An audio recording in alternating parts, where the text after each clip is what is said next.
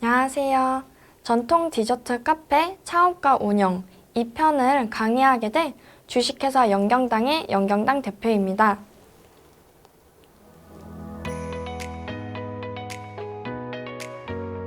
우선 이번에 배울 학습 목표에 대해 소개해 드릴게요.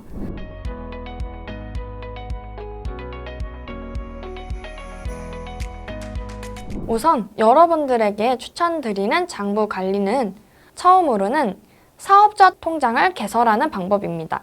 보통 여러분들이 처음 시작하실 때는 매출 금액이 높지 않을 걸 예상하기 때문에 간이과세자를 많이 사용하시는데요. 그러나 일반 사업자가 되신다면 매출이 점점 증가함에 따라서 세금도 많이 올라가고 이 때문에 세금을 조금이라도 감면받기 위해서는 여러분들의 매입 자료도 철저하게 준비를 해놔야 해요. 두 번째로는 이렇게 개설한 통장을 용도에 따라서 나누시는 걸 추천드려요. 또 세 번째 방법으로는 우선 각 은행 사이트에서 월별로 내가 원하는 기간별로 입출금 내역을 엑셀로 다운로드 받으실 수 있어요. 이걸 다운로드 받으시면 여러분들이 굳이 내가 얼마 썼고 어디서 썼고 이런 거를 정리할 필요가 없이 바로바로 정리가 가능해요. 두 번째는 원가 관리에 대한 내용입니다. 우선 원가를 어떻게 하면 줄일 수 있을까요? 첫 번째로는 소매, 도매 가격을 비교하는 방법이에요. 두 번째로는 원가 관리를 철저히 하는 방법이에요. 나는 많이 팔았다고 생각했는데 실제로 내 손에 남는 거는 금액이 적은 경우가 허다해요. 그래서 이런 부분을 조금 더 철저히 하는 방법에 대해서 말씀을 드릴게요. 우선 제가 가장 많이 사용하고 있는 포장용품 업체 사이트를 추천드리려 하는데요. 첫 번째는 세로 P&L로 소매나 도매 모두 다 취급을 하고 있어요. 특히나 개별당 가격을 바로바로 알려주기 때문에 내가 어떻게 사는 게 좋은지를 알 수가 있고요. 실제로 방산시장에 매장도 크게 있기 때문에 한번 직접 가셔서 나에게 맞는 용품들을 구매하시는 것도 좋고요. 두 번째로는 포장 119입니다. 단가는 조금 더 높지만 그래도 여러분들이 원하시는 느낌을 내실 수도 있습니다. 포장 119는 방산시장에 직접 매장이 있긴 하지만 인터넷 쪽에 종류가 더 많고 보실 수 없는 것들도 있다고 해요. 그리고 세 번째는 페이퍼 앵코입니다. 이 업체는 한식 디저트 쪽을 위주로 하는 업체인데요. 그 다음 자본금과 창고 공간에 여유가 있다면 패키지를 제작하는 것도 하나의 정답이 될 수 있습니다. 장점은 단가가 낮습니다. 왜냐하면 한 번에 많은 수량을 찍어내야 하기도 하고 우리 가게만의 패키지의 특색을 살릴 수가 있어요. 하지만 단점으로는 최소 주문 수량이 1000개이기 때문에 장소적으로도 필요하고요. 초기 자본이 어느 정도는 필요합니다.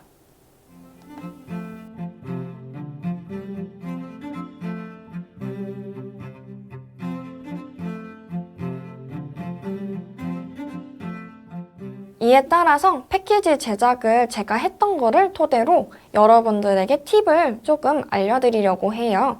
우선 이런 자료를 만들기 전에 가장 중요한 것은 여러분들의 예상과 정확한 사이즈, 규격, 형태를 선정해야 합니다.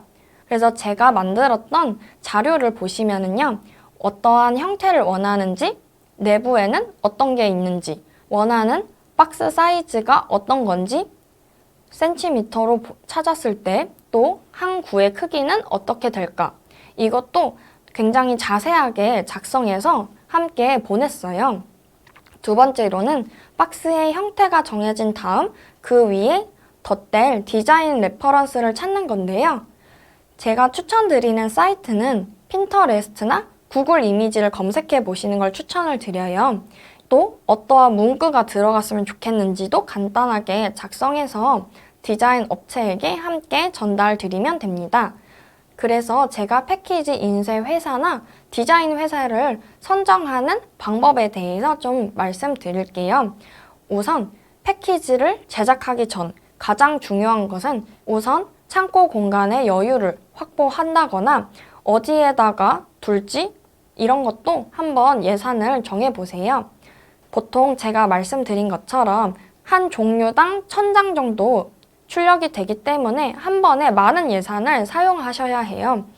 보통 패키지 회사에서 출력물을 만들 그런 모양 파일을 만들어야 하기 때문에 먼저 이 패키지 인쇄 회사에 연락을 하셔서 내가 만들 박스의 형태와 크기를 정하고 먼저 샘플을 하나 받아보시는 게 좋아요.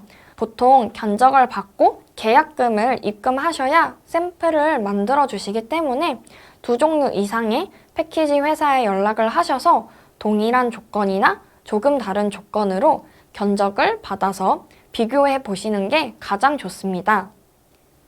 또한 이런 패키지 회사가 결정이 되고 계약금을 10% 정도 보통 입금을 하는데요. 이런 금액을 입금하고 나서는 원하는 박스의 칼선 파일과 샘플 상자를 함께 컨펌할 거예요. 이게 최종 확인이 된다면 이 칼선 파일을 여러분들이 선택한 혹은 동일한 디자인 회사에 파일을 전달해서 디자인을 맡길 거예요. 보통 이 디자인들은 회사마다 소요 시간이 조금 달라요. 그 다음에는 인쇄를 감리하는 과정이 있어요. 인쇄를 감리하는 것은 최종 출력이 일어나기 전에 여러분들이 직접 종이도 만져보고 색깔도 내가 원하는 색인지 아닌지를 확인하는 과정인데요.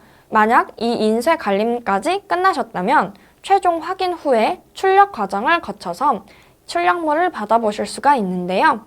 이 출력도 기간이 업체마다 상이하기 때문에 여러분들이 생각하시는 시간을 조금 넉넉하게 잡으셔서 여쭤보시는 게 가장 좋아요. 업체가 2주 후에 나와요 라고 했다가 말이 바뀔 수가 있기 때문에 오히려 여러분들이 조금 기다리시는 것도 방법이에요. 그 다음은 원가 관리에 대해서 소개해 드릴게요. 우선 보이시는 표는 제가 이전에 만들었던 원가 관리표인데요. 엑셀로 설정을 해놓으시면 여러분들이 직접 계산할 필요 없이 가격만 바뀌면 최종값까지 바뀔 수 있도록 할 수가 있어요. 만약 엑셀이 작성이 어려우시다 하시면은 위에 보시면 함수 수식표가 있어서 여러분들이 원하시는 수식을 그냥 복사 붙여넣기만 해도 간단하게 계산을 할 수가 있어요. 그 다음은 인사관리에 대해 소개를 해드릴게요. 혼자 사업을 한다는 것은 굉장히 어려운 일이죠.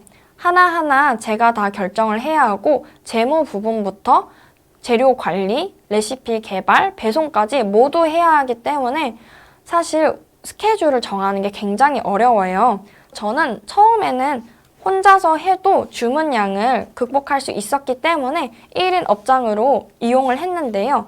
그러나 점점 주문량이 많아지면서 아 그래 이제는 사람이 필요하다 이거를 확립하기 시작했어요. 저는 주말에 손님들이 카페에 방문하실 때는 한 명만 있어도 충분하다라고 판단을 했기 때문에 주말 알바를 한 명씩만 채용을 하였고요. 언제 필요할지는 보통 명절이나 다과를 제조하는데 좀 사람이 많이 필요했어요. 그래서 명절에 단기 알바를 채용을 하거나 평소에는 직원 한 명과 함께 다과를 만드는 일을 같이 하고 있고요.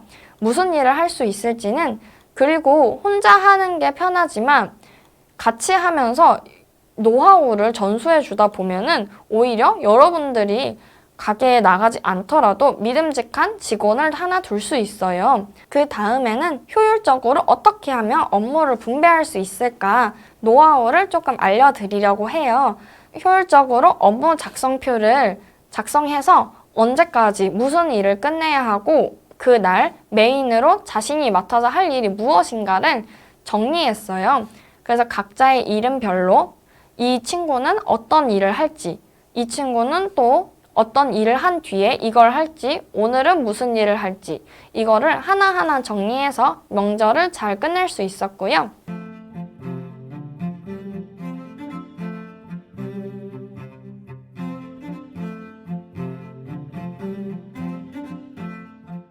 그 다음으로는 정부 지원 사업에 대해 소개하려고 해요.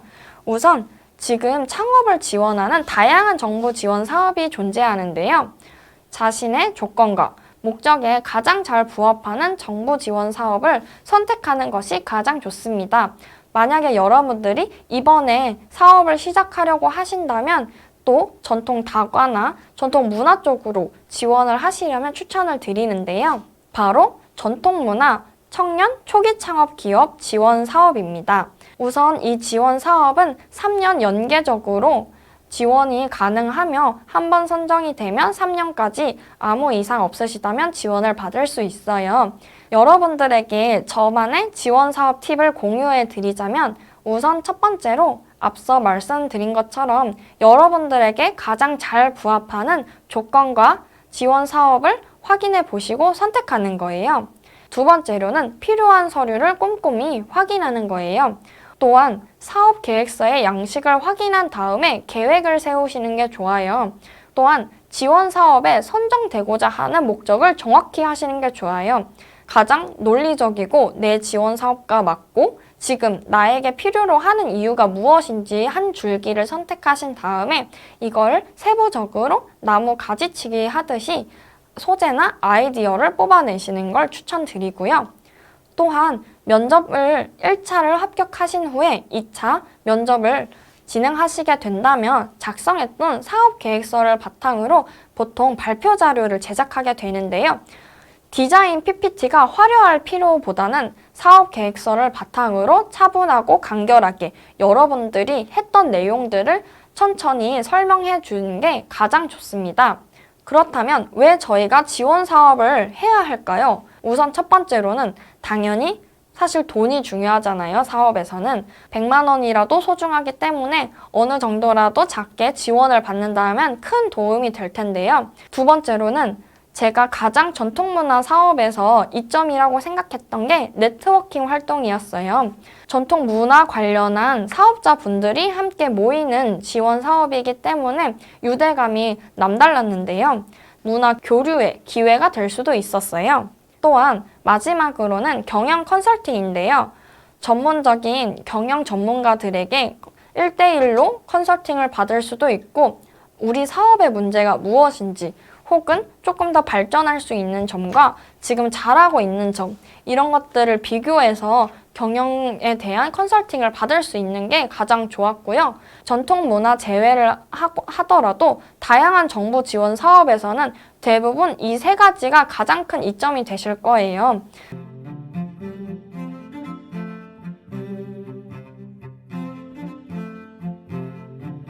지금까지 전통 다과 카페 창업과 운영에 대한 강의를 1강과 2강으로 나누어서 진행을 하였는데요.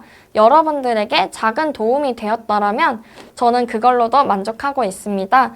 지금까지 강의 들어주셔서 정말 감사하고요. 저는 주식회사 영경당의 대표 정현경이었습니다. 감사합니다.